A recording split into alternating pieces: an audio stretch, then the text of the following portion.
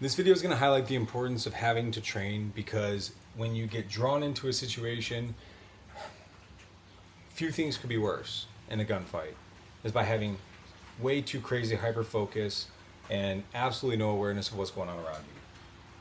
And some lessons from what happened. And we'll see Jared still walking ahead of Amanda. So first and foremost, let me just go ahead and rewind this right here. Gun and a gun on both of these people.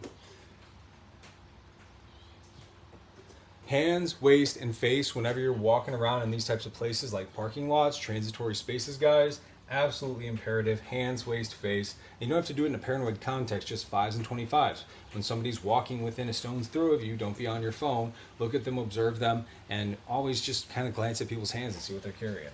Head of Amanda, and then they'll come around that northeast corner of the store where they proceeded to walk southbound along the store all the way to the entrance. Now this is what's crazy. You've got 1 and 2 people right here who don't do anything as these, it's a couple, a husband and wife, as they walk with these guns towards the store. The two will enter the store in the same... Look at 3, 4, 5 over there. I mean, you've got so many people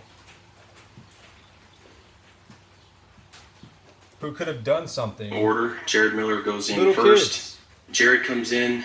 He initially starts yelling loudly about a revolution which has started. It's at about this point here that Jared Miller fires a warning shot into the ceiling.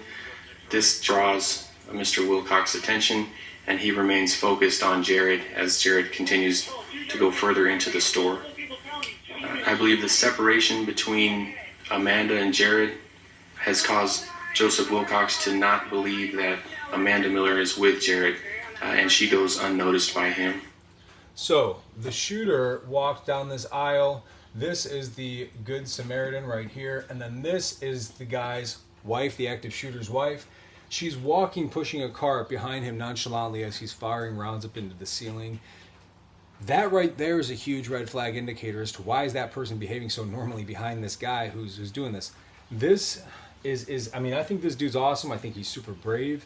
I commend the hell out of him, but man, I really just wish that he would have had some really good training that would have just increased his situational awareness a little bit and not allowed him to get so drawn in to the actual guy who's shooting.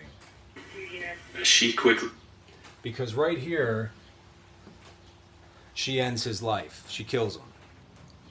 And so a couple of things to take away from this video here, guys, is that if you're involved in a situation similar to this, always take a moment, take a step back, get yourself down, make yourself hard to see, hard to shoot, and just observe the environment taking place around you. We call it SILS.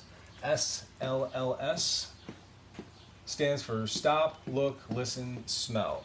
And smell is just because it's a really powerful sense, so something might be off in your general environment. It's just good to take a moment and just to observe and bring in the situation and what's taking place around you.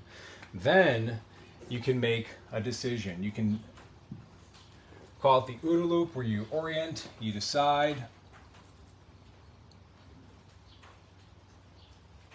No, sorry. Observe, orient, decide, and act. Well, I had a moment there.